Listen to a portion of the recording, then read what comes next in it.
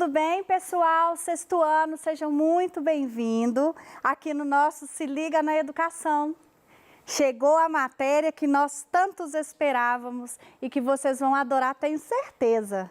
Adivinha? Arte.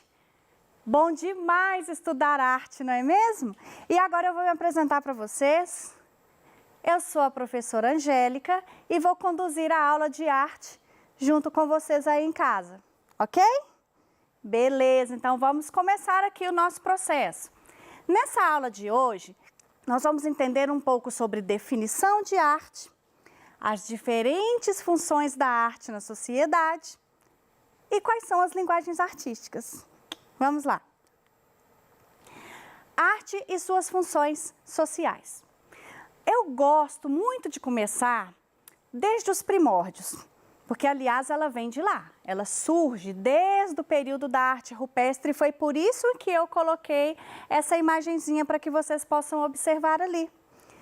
A técnica de desenho, ela é da arte. E foi assim que os povos rupestres começaram a exercer sua linguagem. Nesse momento, a arte não tinha função estética, ela não estava ali para mostrar beleza ou para decoração, mas sim para contar o que acontecia no cotidiano daquelas pessoas. Há uma história da arte rupestre que eu acho muito interessante e eu vou compartilhar com vocês.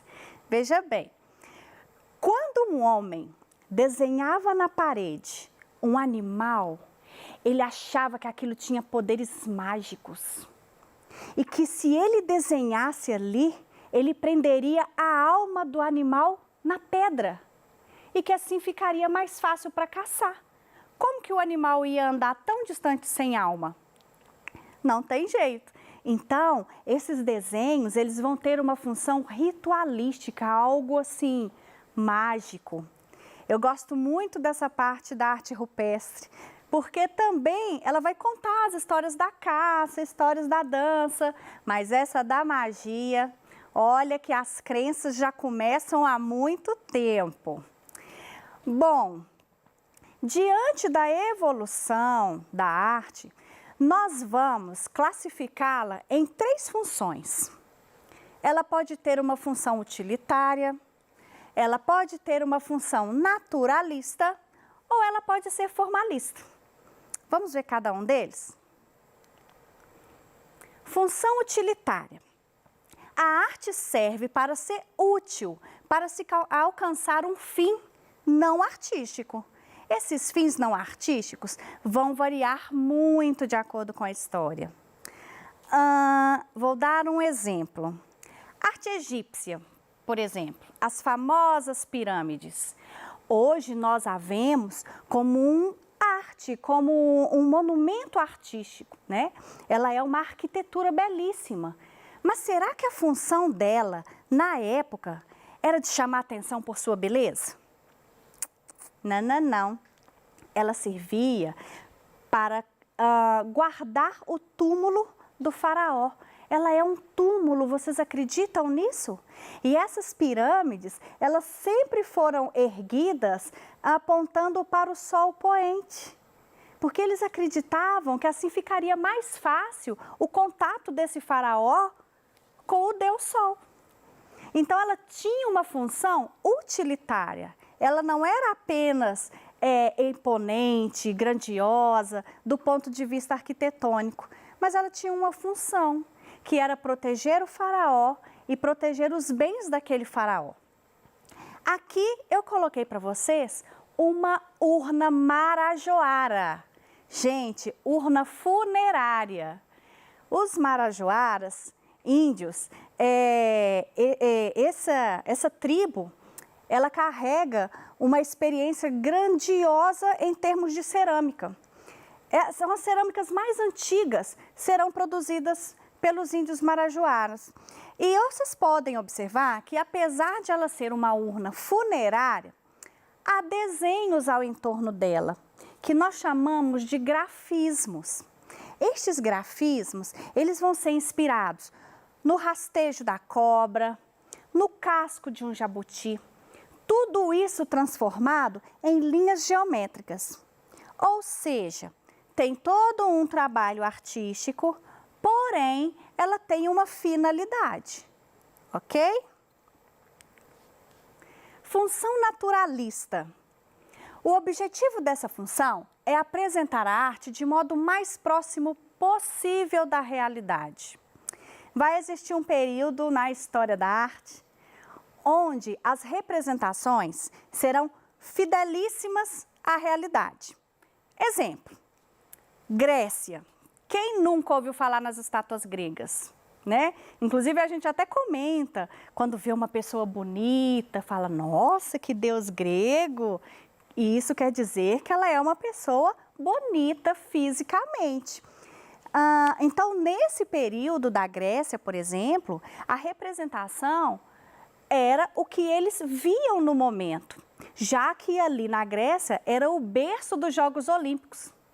Todo mundo saradinho, fortinho, e assim era a representação também. Há um outro período que vocês vão estudar aí bem depois, né, que é o neoclassicismo, de onde eu retirei essa imagem de Napoleão. Napoleão, de fato, tinha o seu cavalo, de fato, aconteceu dele estar nesse cavalo. E essas pinturas tentavam representar exatamente os acontecimentos daquela época. E isto, nesse período, a gente vai chamar, inclusive, de pintura histórica. Pode procurar lá no livro de história, que eu tenho certeza que vocês vão encontrar muitas imagens com essa função naturalista, porque vai representar tudo que acontecia naquela época, certo? A formalista. A formalista é a mais legal. Por quê? Porque ela dá margem a interpretações. Aqui eu coloquei uma imagem que vocês devem estar assim, que é isso? Toda distorcida. Isso é cubismo. Sabe quem pinta desse jeito? Pablo Picasso. O cubismo, ele foi um movimento artístico que tendenciou a pegar as imagens e a fragmentá-la. Mas não se preocupem com esses nomes agora, não. Eu só quero que vocês compreendam que essa arte, eu vou fazer assim, ó, vou voltar. O que acontece aqui no realismo? Logo depois do realismo, surge a fotografia. Se os artistas pintavam os retratos, era a profissão deles representar a realidade, com o surgimento da fotografia, o que você acha que vai acontecer com os artistas?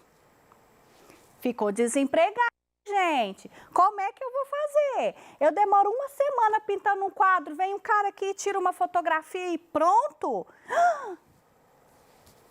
Nós tivemos um problema que não foi um problema, que na verdade foi um pontapé para que a arte abrisse o seu campo de visão e passasse a representar de maneira que a câmera fotográfica jamais seria possível de fazer.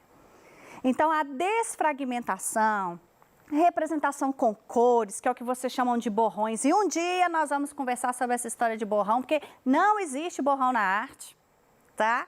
Aquela arte de cores lindas jogadas, nós vamos conversar sobre isso ainda.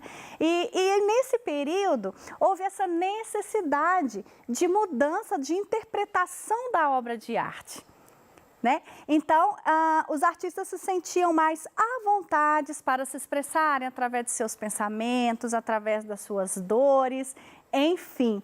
Então, Pablo Picasso vai utilizar esse recurso de fragmentação das obras dele e, por isso, vai ganhar esse nome aí de cubismo. Seria a função formalista, tá? Linguagens das artes. Nós vamos ter, dentro da linguagens das artes, 4. Dança. Quem gosta dessa? A Rocha, né? Eu. Teatro. Ser ou não ser, eis a questão. Música. E se você estivesse aqui perto de mim, eu ia dar um abraço virtual. E nós temos as artes visuais. O que significa artes visuais? Arte que nós podemos ver. Tudo que nós podemos apreciar com os olhos, nós vamos chamar de artes visuais. Aí dentro dessa N manifestações artísticas, algumas ganham uma importância cultural e histórica. E que essa importância se faz necessária algo que as proteja, algo que não as deixe se perder no tempo, que nós vamos chamar de patrimônio. Nós teremos o patrimônio material e nós teremos patrimônios imateriais. Vamos por partes. Bens culturais materiais, formada por elementos palpáveis e concretos. Por exemplo, obras, igrejas, algumas casas, né? E bens culturais imateriais, abstratos. Por exemplo, os saberes e o modo de fazer. Coloquei uma listinha aqui para ficar mais claro para vocês sobre quais são esses bens. Material: vestimenta, museu, teatro, igreja, praça, universidade, monumentos, obras de arte. Aí nós vamos ter, por exemplo, Brasília, cidade de Ouro Preto, a Serra da Capivara, onde a gente vai ter um sítio arqueológico gigantesco. São coisas, percebem, que a gente pode tocar? São coisas palpáveis. E nós vamos ter os imateriais. Dança. Gente, nós ainda estamos em junho. Ó, tá faltando dança aqui, uma festa junina, né? Vai ser considerado um bem imaterial. A música, a literatura, culinária. Gente, pão de queijo. Esse ainda não foi tombado não, sabe?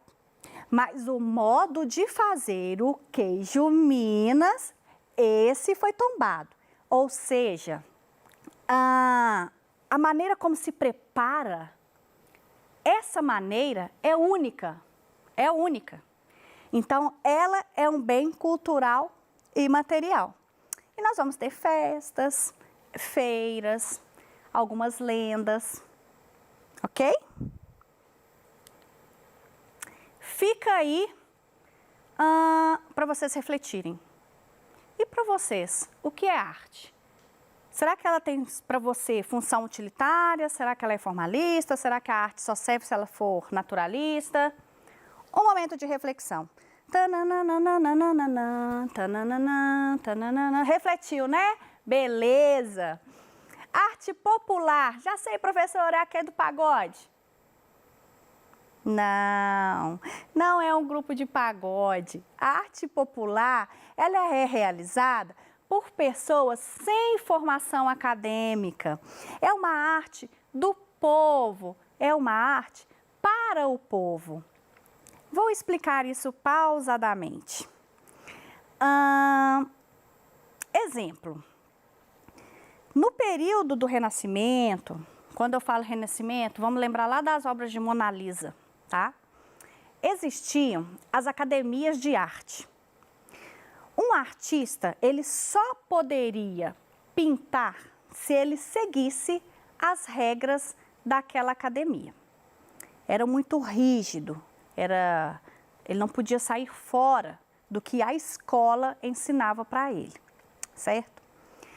Quando a gente entra no período moderno, tem um artista que pensa assim, alguns, né? São vários. Cansado de fazer essa arte que eu tenho que ficar só copiando a realidade. Eu queria poder me expressar de outras maneiras. E aí surge uma nova maneira de representar a arte, ok? Os populares, as pessoas que não tiveram condições de estudar, mas nasceu com aquele famoso dom, né? Que a gente fala, nossa, a pessoa tem o dom de fazer alguma coisa. Ele se apropria daquela sabedoria dele, que nesse caso nós vamos chamar de autodidata, e ele produz as suas obras. Sabe o nome que ganha essas pessoas? Naife. Arte naife. A arte knife, ela é realizada por pessoas que não têm formação acadêmica, mas que nos prende com a sua capacidade de representação, principalmente pela pintura. Não estou dizendo que é só pintura, mesmo porque eu coloquei aqui para vocês algumas imagens que seriam de carranca, né? Ela está nas artes plásticas, ela vai estar na literatura, mas ela é muito expressiva na pintura. E eu acho que vale muito a pena vocês pesquisarem sobre os artistas knife. Gente, é incrível a quantidade de cores, de riqueza de detalhes representadas em quadros de artistas knife. Lembrando que eles vão representar aquilo que ele vivencia, o que está próximo dele, né? Então, se é um lugar onde há muitas festas, haverá representação de pintura falando sobre essas festas. Tem um artista que eu gosto muito, que vocês podiam dar uma olhadinha e depois, quem sabe, fazer uma releitura para mim, eu vou adorar, que chama Ronaldo Mendes.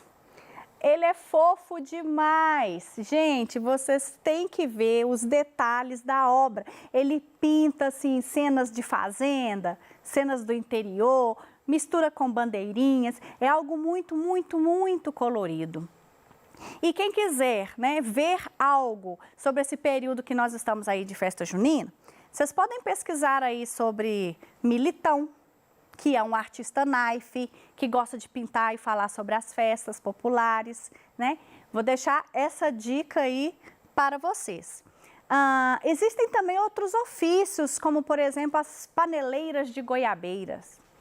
Elas fazem panelas de barro, usando a modelagem. A modelagem significa que a pessoa molda com suas próprias mãos e usa ferramentas rudimentares. Não é um processo industrializado. E até hoje elas fazem essas panelas da mesma maneira que tem sido feito há séculos, que são inspiradas da arte tupi ainda, trazida pelos índios.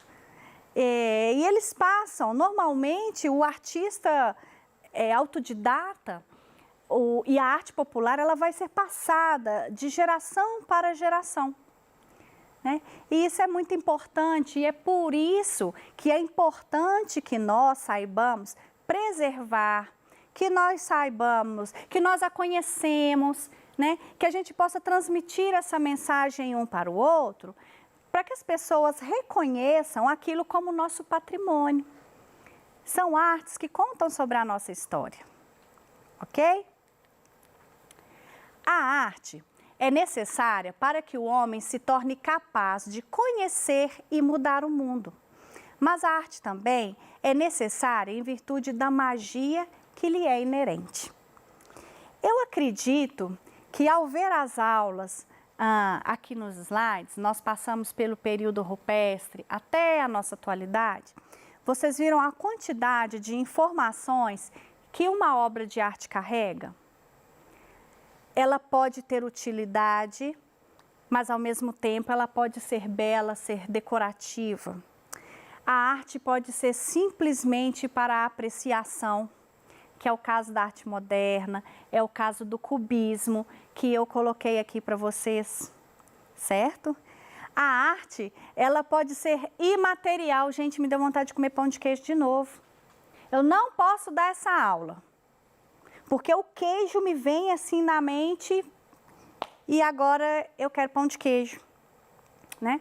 Eu preciso aprender a fazer esse ofício, que é considerado aí nosso patrimônio.